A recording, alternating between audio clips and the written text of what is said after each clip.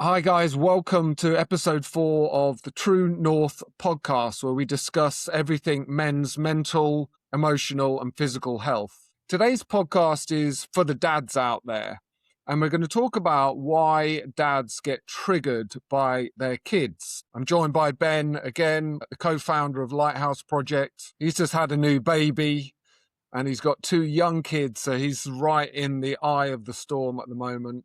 Do you want to talk about what's going on with you at the moment, Ben? Are you still experiencing those triggers with the kids? I don't think I'm getting triggered anymore, but I'm getting mild symptoms. I'm getting mild little warning shots constantly, right? Like constant reminders. My 2 boys are 6, 3, and then my newborn girl is 3 months old. So I'm still very much in it, right? They still have a lot of emotions. I wouldn't even know what a trigger was if I didn't have kids. I wouldn't know that I had anything wrong with me whatsoever until I had kids. That's probably the biggest thing for me that I could bring to the table is to learn from why do kids trigger dads so much? Why do they trigger men so much? It's a great question, and we're going to cover it in this episode. The first thing I would say is that kids are a mirror to all of the shit that we need to deal with. And the reason for that is that kids are extremely needy. They need so much throughout their journey with us. They need love, affection, attention. They need safety.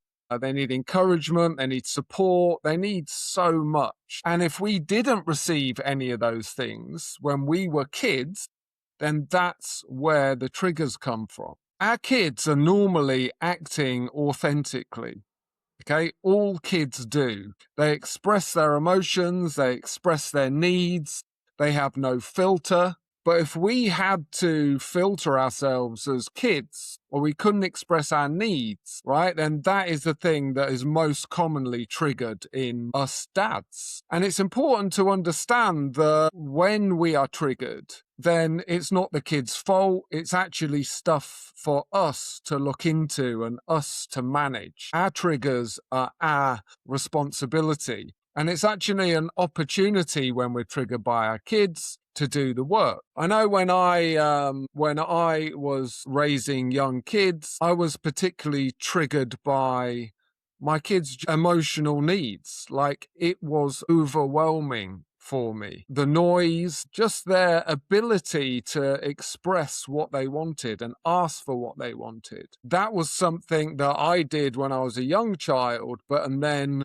when the people pleaser started coming in, when I started to behave, that part of me was heavily triggered by my kids and led to a lot of anger, led to a lot of disconnecting. Even though I had the right intentions, I wanted to be a good father, I wanted to turn up for my kids, but I was carrying around all that baggage. And the kids can feel it, and also we attach to it. We project it onto kids in those moments. Yeah, when you say kids are mirrors and that they're showing us what work we need to do, what are they reflecting back to us, right? What are they showing us? Is it unique in every single case? I don't think it is unique, actually, because I think kids' needs can generally be categorized into what I was talking about earlier. Whatever you're triggered by your children, whether it's their neediness, it could be their disobedience, it could be just the volume that they're expressing their needs in. That is the mirror of how our needs weren't met in our childhood. I'm with you on being triggered by the people pleasing or me people pleasing, because your kids start asking for all these things. They're just telling you what they want. It's such a simple request. I want this. I want that. I want this. And then the next thing you know, if you're not careful, you just did 10 things at dinner. After serving them food, you just did 10 more things because you're not aware of yourself and you're just people pleasing and you're leaning in and doing all of those things that they're requesting. You're getting them a paper towel. You're getting them another fork. You're getting them another spoon. You're getting them more this and that. And then you're overwhelmed and now you're stressed. And then you haven't paid attention to yourself. And now maybe you have this big feeling in your chest or your back and you're all going to snap. That's when you start leaning towards wine, alcohol, yelling, screaming, shutting the kids down, slamming the table, and then just kind of ruining the mood at dinner, right? That's kind of like the slow sequence of That's a steps. great point. That was our meal times when my kids were young. So it's important to recognize what's actually happening in those moments, right? Because kids are needy. right? So why does that anger come up in our bodies when our kids are just asking for stuff? Because our kids are authentic. They're like, I want this, let me grab it. I want this. And we're there. Part of the people pleaser kind of number one makes you do those things. So you're doing it because you want to make them happy. You're trying to be a good dad. You're trying to be a nice guy. But actually, who's turning up in that moment because you've been triggered is that own inner child. It's that own part of you that didn't have their needs met when they were a kid, and all the emotion that is repressed with that inner child. So it's his anger and his frustration that's coming up into your reality in those moments when your kids are being needy and you're just going about your mealtime trying to be a good dad, and you're repressing that emotion of that inner child in that moment as it builds up. And then guess what? You explode, you attach to that anger of the inner child, and suddenly you're shouting at the kid because they've asked you for the fifth time for something. Yeah, it's one thing to notice when my wife would be in that same situation and say I wasn't at the house all day, and I'll notice that she's already kind of elevated when I walk in, right? That's two different perspectives where she's been with them all day and I maybe was at work. Or maybe I'm home with them all day and then she's coming home from work. One person is calm and present and hasn't had all these triggers and feelings arise in their body. And then the other one is kind of up here. So you're at two different levels. And that can cause a whole different issue when you kind of have two parents at different mismatched levels of anger or feelings going on in the household. That was another big thing we had to work through, was sorting that out, right? How do you help the other person without adding more to that pile of feelings that they're building up over dinner? Great point. Because if you're not at the same level, that's a good thing in theory, but it can cause conflict, right? Because you come in and you're relaxed and you've got somebody that's at the top of their window of tolerance, and you're like, what are you doing? Why the hell are you shouting at the kids? Because they've just dropped something on the floor. So it is about understanding that that can happen, that that does happen, and about the other one that's regulated, seeing that, seeing what's actually playing out in that moment. And instead of maybe criticism or adding to the conflict, you can take the burden off the other person, Yeah, right? yeah, you give them a break, right? Like there's a way to say it and there's a way to do it, and that's for you to kind of work out in your own household. But that's exactly how you do it, is figure out how to step in and kind of carry the load for 1 minute, 10 minutes, 20 minutes, whatever you need, whatever the other person needs, and then kind of balance out the whole house as a system. Just kind of balance it out a bit for Exactly. it'll help the rest of the evening. Yeah, and then you've got another challenge where both of you are at the kind of top of your window of tolerance. So you've got three kids in the house, and then you've got two adults whose inner child has been triggered, and then you're basically guaranteed to have some kind of conflict. Guaranteed that's going to blow up. Oh, it is. It totally is going to blow up. And then most of the time that just carries into the next day. You just keep going. That just, Yeah, it's sort of like a rally cry. You just go to the next day, keep doing the same thing. It built spills into breakfast. That spills into the nighttime for your kids too. Changes how they sleep and how they perceive themselves. It's very difficult as a dad going from not having any awareness of any of this stuff being feelings, right? Like not having any awareness, and then being thrust into this world where it helps if you have at least a vague understanding of emotions, feelings, and childhood development. And none of that I had, and none of that any of my friends had. So you're really operating at like you're paddling upstream with that big time. so another one that's really common with dads that are people pleasers is the whole disobedience thing. So loads of my clients get really triggered by kids' disobedience. Like you're not doing what I'm telling you to do. But when you weren't allowed to do what you wanted to do as a kid, and your child is disobeying you, it could be put your shoes on. It could be pick that thing up. And then the kid's going, no, I don't want to do that. And then the dad's getting really angry. And most of that charge comes from the anger of the inner child who wasn't allowed to have authority over his own life. So again, that's another common source of conflict for men in the house, is having these kids that won't necessarily do what they say. Disobedience is a big one for me, or at least it used to be, because I always have this idea that I have so many things to do. I have so many things to do. I am up in the morning with you. I am preparing your lunch. I'm getting you breakfast. I'm getting you to school. And then I have a meeting right after. I got to drive to work during the meeting and then I got a work day. So I Yeah. have all these things that I got to do for both of you to get ready for school. I just saw it as tasks. Like we got to go. Like the mornings would just, it hit me right here. I would feel it here. Like I had too much coffee, but I didn't. Right. It's just emotions coming up in my body and then now it's in my chest and I can't figure out what to do with it. And that's all about them not obeying me getting them ready for school when it really just needs to be now you get yourself ready for school. There's ways to phrase it, right? It doesn't have to be about obedience or disobedience. There's just helpful ways to talk to your kids to get them to want to put on their shoes, to help with their backpack. They don't need to do all of this stuff, but I have both of my boys kind of pack their backpack every day. Like I made the lunch, but they are going to go put it in their backpack themselves and they're going to find their water bottle and they're going to fill it up and put it in their backpack. Yeah. And that's another great point in that, like, if you're just focused on the task and the kids are like a side issue that need to comply for you to achieve what you're trying to achieve in the morning, and they don't do that, number one, that's going to make you're going to be triggered. You're going to get that anger response, and then it will probably end up in shouting or conflict to try and get them out of the house. That's a common one. But also, that's where the mirror comes in, because why are the kids aren't going to behave if that's your kind of view on them. Like, you got to take them on the journey to get them out of the house. Like, you got to connect with them in the morning. You've got to see them as humans, like with free will, and you've got to be with them through that process. Whereas if you didn't get that authority as a child, that self authority, then you don't necessarily give that to the kids. They're just there to behave and do what you want to do. Or it's almost like they're an inconvenience in your system in the morning to get them out of the house. So of course they're going to play up. They're almost like unconsciously, they're like, fuck you, I'm not doing what you asked me to do all the time. Like, you're not giving me any attention. You're not giving me like those basic needs of attention and affection. Yeah, you just want me to get ready and get me out of the house. So again, that's going to show up in their behavior. That's going to cause some of the conflict.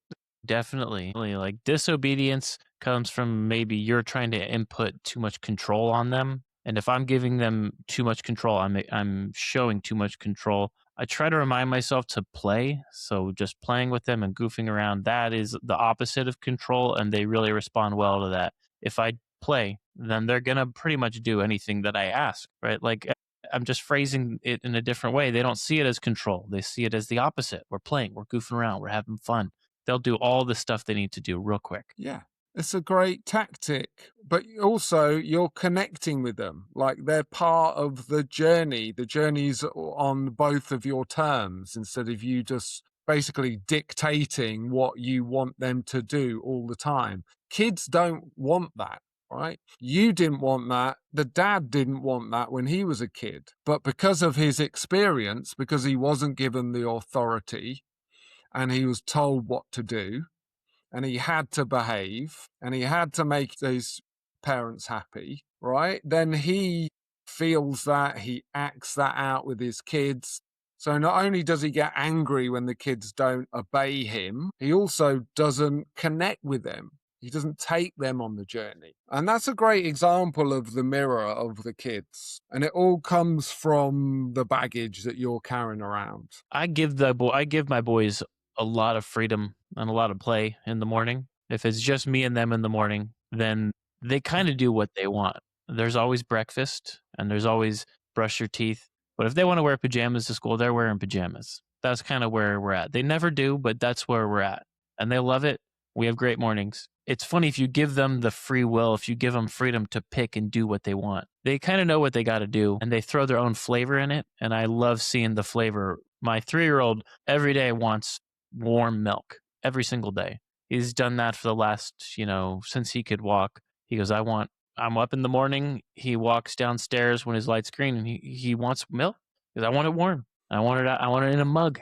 So I have coffee and he has his milk. And it's funny to see this is what he wants is just warm milk in a mug to sit there, where you could ruin that if you go, well, you're going to spill. This is going to be a mess. You're going to need a bottle. We're going to need to give you this cap for babies or for toddlers that's spill proof. But at the end of the day, he just wants warm. He wants what I'm having, really, right? And so it's so much easier if I give it to him and just let him. He just crushes that. It's about 10 ounces of milk, and he finishes it in about 30 seconds. He just no straw, just chugs, and it goes down. And then how happy he is. And if he doesn't get that, if we're out of milk, you better have something else for him to drink because he's gonna freak out and he's gonna explode. That's first thing in the morning. I look at it on a few levels. Like, it is a great gift to teach your kids to have autonomy and like deal with the consequences. It's like, yeah, you can wear pajamas to school. That's cool. There might be some consequences to that, but you're going to have to you'll find that out rather than you imposing your will on the children. And obviously, you've got to keep them safe and all that kind of thing, but you're teaching them how to make decisions based on the consequences rather than you dictating their life. Totally. Me seeing the weather. I know what the weather is. Do I pick their clothes? Do I pick their jacket? Do I pick the sweatpants? Do I pick rain boots instead? Right? I could do all of that. That just adds to that stack of tasks that I have all day, and it just started. And I'm picking everything for these kids. Or right, if you can recognize that you're triggered by the people pleasing and all of that, and work on it, you can give your kids the opportunity to just go check the weather, open the window, to go outside, to see what it's like outside. And then they grow and they learn. And then your plate is off, right? You have less stuff to worry about. You have less things to worry about, and you can be more present in the day. So, what else are dads going to be experiencing apart from the needs of their kids, maybe disobedience of their kids? I also think general overwhelm is something that triggers dads. So, if you think about our role as a father and what kids are like, right? Kids can be overwhelming. They have big emotions. Like you said, if Cal doesn't have his milk, then there's problems. There's going to be some big emotion there. Or just generally, kids are really emotional. It's our job to be like a blank canvas for these kids to let them safely express their emotions. But if you're overwhelmed already with the stress of your day or the repressed emotional baggage that you're carrying around, then guess what? Your kids don't need to do anything to trigger you because you're already at 9 out of 10. Mm-hmm. So just the emotional overload of kids is enough to take a lot of dads over the edge, right? And you see those dads that have to disconnect or have to go to the shed or are online or just watching TV because they can't possibly take the emotional load that kids have. That was a really common one for me. Mm. When I had kids, I hadn't expressed any of the emotion that I carried with me. So anything, any expression of my kids' emotion would pretty much cause me to disconnect. And for me, that was either going to the pub, getting drunk, or even when I was with them, it was disconnecting. It was being in my head, thinking about something else, managing the situation, going on my phone, just being like distant and disconnected because I couldn't handle the emotional load of the kids. Well, they have a lot of emotions. They have so many emotions, and that's maybe that's why it's so. That's why it comes up for dads because I think a lot of men just aren't connected to their emotions. They don't know how to talk about any of the emotions that exist in the world for anybody. It's just kind of like head down, get to work. So maybe that's why this comes up is because kids generally have a lot of emotions. So you're going to get Yeah. exposed and then you're going to get triggered and it's all going to come up for you because you've never had the opportunity to be presented with all of these emotions and challenges. I think that's the main one, to be honest. Like, we manage these emotions before we have kids. Yeah, we work out, we do what we want, we have our coping mechanisms, work, exercise, alcohol, drugs, whatever it is. We just go about our life managing the situation. We don't need to be connected to our emotions because we're doing all right and we're just getting on with life. And then these massive bundles of emotion come into our life, being needy, being overwhelming,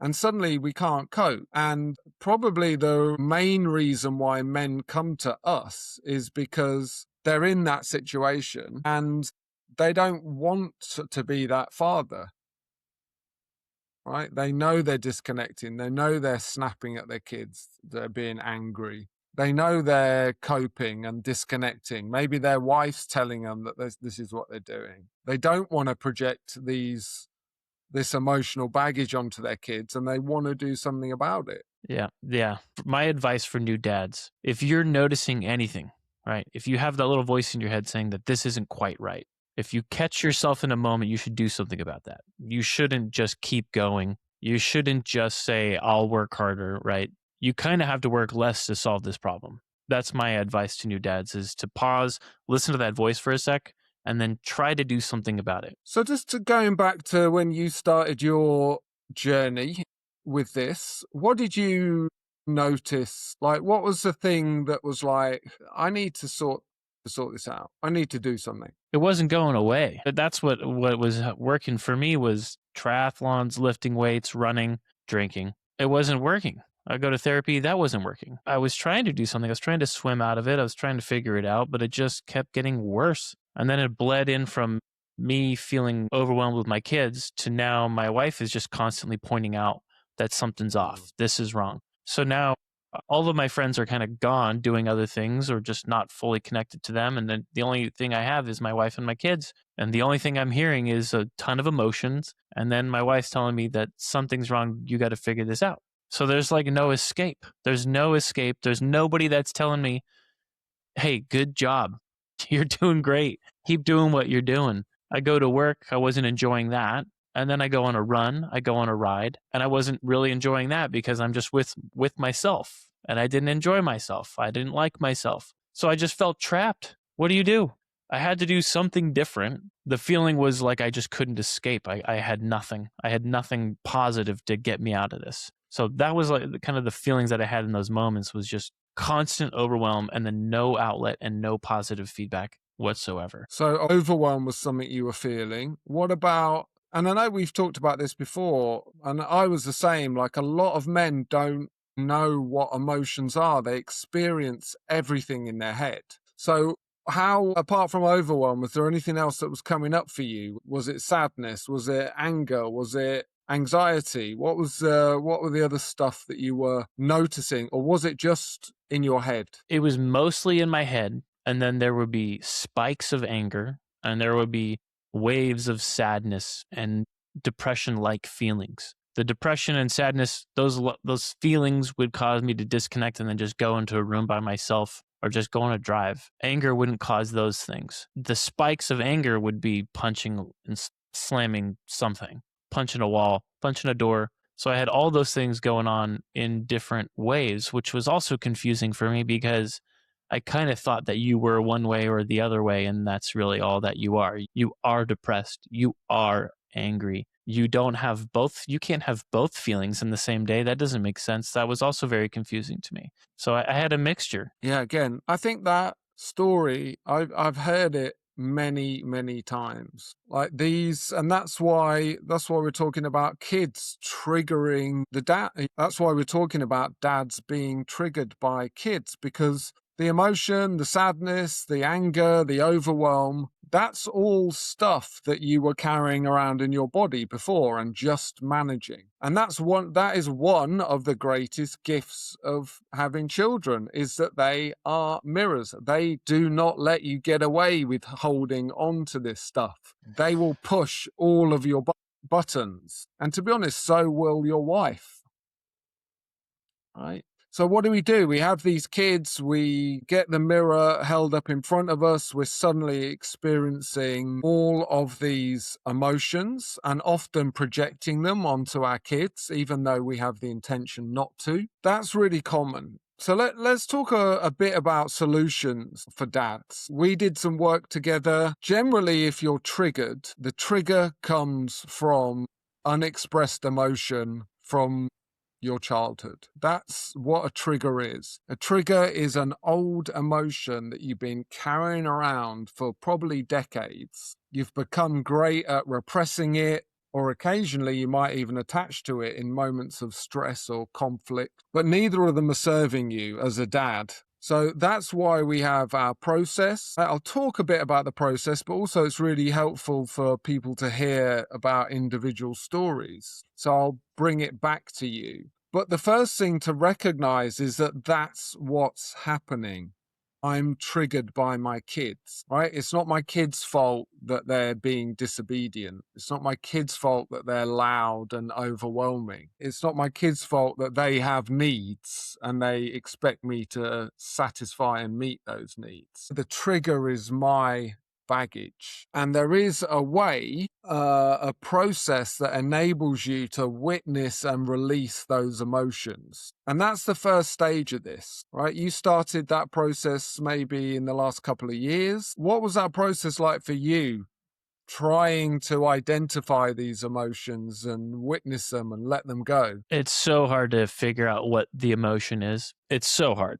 To be honest, I had to go read a little bit about like what is an emotion and then what's the definition of an emotion and give me 5 emotions and let me read about those. I had to do that. It wasn't intuitive for me to just go, I know that feeling. I just still felt like I didn't have enough knowledge to say anything other than I just don't feel good. I feel overwhelmed. I feel confused, right? Like I would just kind of go right there. So I had to educate myself a little bit. I didn't spend too much time on it, but I'd had to read for 10 minutes and then go, okay. Then going back and doing this process with a little bit of education helped a lot. I could easily go, okay, that's sadness and this is anger. Some of them are a little bit more easy to identify. Sadness being I could feel that because I'm beyond sad. I was depressed, just feeling sad. I couldn't get out of it. So that's basically how I did it. It was a little education and practice. And what about the process of trying to witness those emotions rather than repressing or attaching to them? Because that's not easy. Like a lot of men, like you started the process, just experience emotions in their head. And the problem with that is, like, by the time you're angry in your brain or you're anxious in your brain, that emotion's probably been with you for a few hours at least until you even recognize it. So the process of kind of coming inwards and listening to yourself and acknowledging that you've actually got these emotions is often a journey for a lot of people. It certainly was for me. I had it in my head and my cheeks, and then I had it in my neck for a while. What helped was acknowledging that it's okay that it's there and not thinking I'm doing this wrong. That was something I had to work on was don't worry that I am doing this wrong in quotes. Just acknowledge that it's here and do this a bunch and stay in your head and stay in your cheeks for 4 or 5 times. And then go, okay, we have acknowledged that there are feelings in your throat and your neck. We understand that. I know there is something deeper. And say that during this meditation and say that during the process, kind of poke the bear a bit. Then I could feel and go, let's go find it. Let's go lower. And you could feel it in your chest or your stomach or your back, right? So mine was like that 2-step process, letting it be imperfect, acknowledging that it's in your head and throat, and then giving yourself permission to go deeper. Yeah, that's going to be helpful for a lot of people. So, if your needs weren't recognized as a child, particularly, you're going to have the view of self that your emotions aren't that important. So, you're just going to override them. You're going to go, whatever, like, I'm not listening to that. So, what you did in that instance is you created almost like a safe space, or you created the safety within yourself. So you kind of built a bit of a relationship with that part of you, reparented that part of you enough to where they felt safe to actually release the emotions. Definitely. Yeah, and that's a common thing. I'm working with loads of guys now that are like similar experiences, similar coping mechanisms, similar in their head. And you've got to build the bridge down into your body because that's where the repressed emotions of the child are. And that's a particular type of man that represses and doesn't listen to self, doesn't attach to self. And it's actually quite a high functioning way to deal with the trauma of your childhood because it means you can just get on with shit and get stuff done. It's And like, get a it's not lot there. done. Get a You lot done. achieve. Yeah. You get a lot done. I just want to talk briefly about the opposite of that because maybe there's some men listening that are on the other side of the coping mechanism, which is the deep attachment to the emotions rather than repressing. So you had the anger, the sadness, the overwhelm, which is really common, and you repressed it to be functional. But a lot of people attach to it. It's the same, it's the opposite end of the coping mechanism. But those guys are just feeling sad all the time. That sadness is constantly in their reality. They're the guys that are diagnosed with depression, or they're constantly attaching to the anxiety that's in their body and projecting that onto their experience. So that's a different challenge, right? Because those emotions are there. You can feel those. You feel those every day. So the challenge for those guys is kind of non-attachment. So they're there, but can you not project those onto your life? Can you stay neutral? Can you bring some safety and some consciousness into the process alongside those really strong feelings of anxiety and sadness? Same with angry people, right? You're not angry, you're just attaching to a lot of anger. Yeah, I would talk to my brother Nick about that, how his process is different than mine, and how when he's doing these things, this is what's challenging for him, and how that's different than the challenges that I had. And it's so interesting how two people raised in the same house can just have such different experiences. And then with this meditation process, my tips don't always work for him. Sometimes they do, sometimes they don't. But hearing his story and how he does it, it's a much different challenge when those kinds of guys are going through this process. 100%. So that's the first stage of the process. The first stage of the process is taking responsibility for the triggers and learning how to let go of them. And that has multiple effects, but the main effect is you don't have to manage the emotions anymore. They don't get triggered because the emotions aren't there anymore. And also what you're doing as a man in that moment is you're bucketing out the baggage that you've got, which leaves you more empty, more present.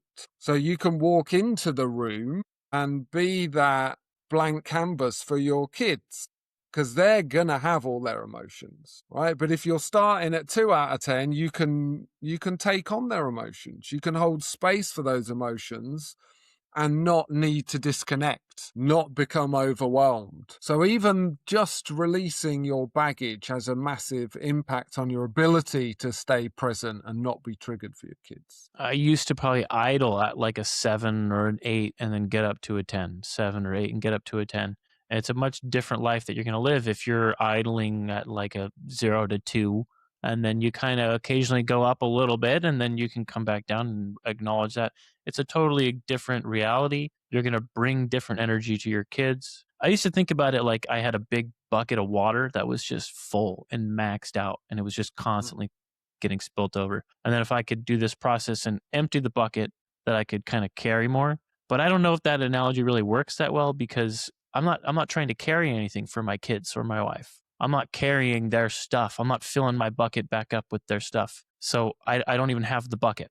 I don't want to be that for them. I want to be something else. I like the blank canvas works, right? Which is just be a different reflection, or be a different person for them. Yeah, because life has moments. Your job has moments where you might get a spike in that, whatever it is, in terms of dysregulation. And if you can remain within the window of tolerance, then you can remain regulated, right? And really, that's what trauma is. When you get taken out of the window of tolerance and you stay out of it, that's the problem. Like, you can have spikes, but if you come back down, if you remain regulated, then it's not actually traumatic.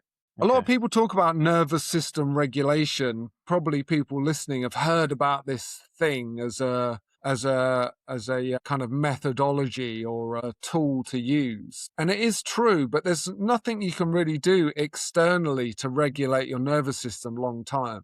You know, we all try and work out, and that has a good impact on your nervous system. You get out into nature, you go for a hike, you do all these things that, like, as a person to try and regulate yourself, and it does bring you down. But when you're carrying that emotional baggage, that's the thing that spikes your nervous system. Yeah, because it's in there. Your body knows it's in there. When it's triggered, you get spiked.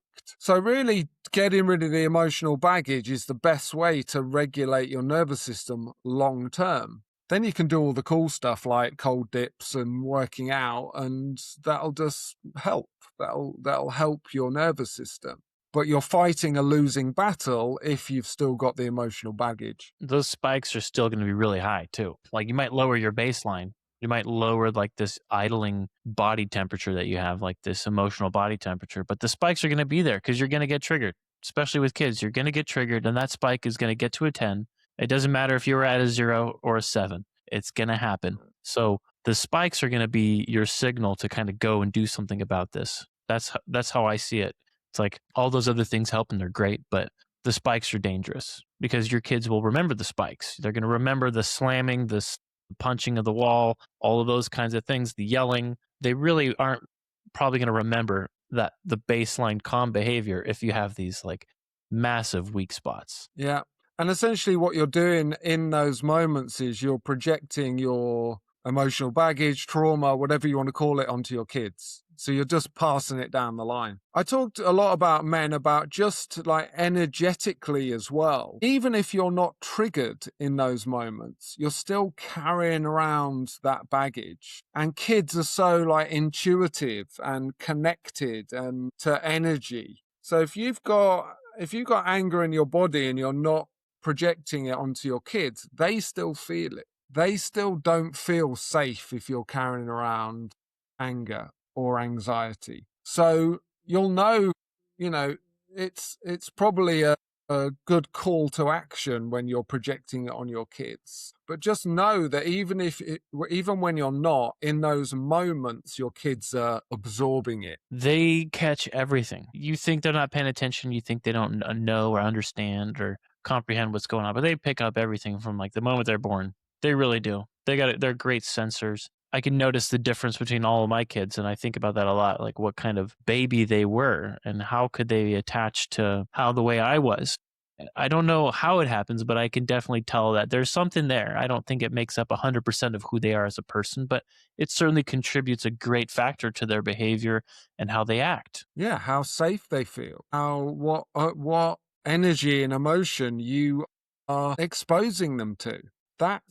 That's a big part of how a child feels. Is it safe? And you've even talked about the difference in your kids, of just how they act, the kids that were born before you did the work, and now your new baby who's born into just a calmer environment. Yeah, it's much different. My daughter's only 3 months old, but so far I'm seeing we're giving her a blank canvas, and you can really see that she has a lot of joy. That's the overall feeling that we're getting, is like there's moments of other things, but it's pretty much like 95% it's joy or just observing. Much different experience than the other two that I had. So this time around, it's really incredible to notice, especially with all of this baggage being off of me. I can pay attention and observe that and see that and look at her and actually tell that is what joy is. Look at this. This is joy. First thing waking up from a nap, first thing waking up in the morning, first thing waking up out of a deep sleep, joy, joy, joy.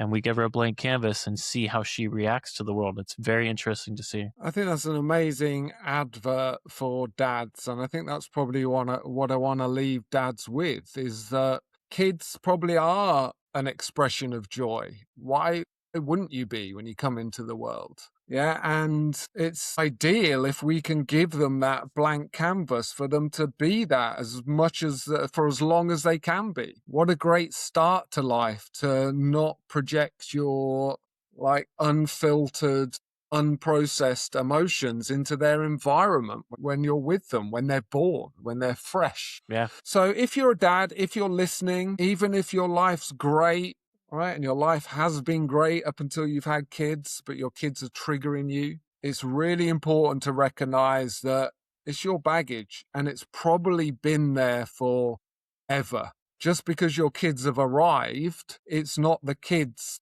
that are creating these reactions. It's the fact that you brought the emotions into fatherhood with you, and you carried those emotions since childhood. And the kids are just a mirror pointing out the work that there is for you to be the father that you want to be. So if you're in that position, it's important to take responsibility and learn some tools to safely release that emotion. We got some tools available in the Lighthouse Project, We're a community on school. You can join for free. You can learn the tools. You can speak to fathers like Ben and myself and lots of other guys that have been through this that will support you to go on the same journey.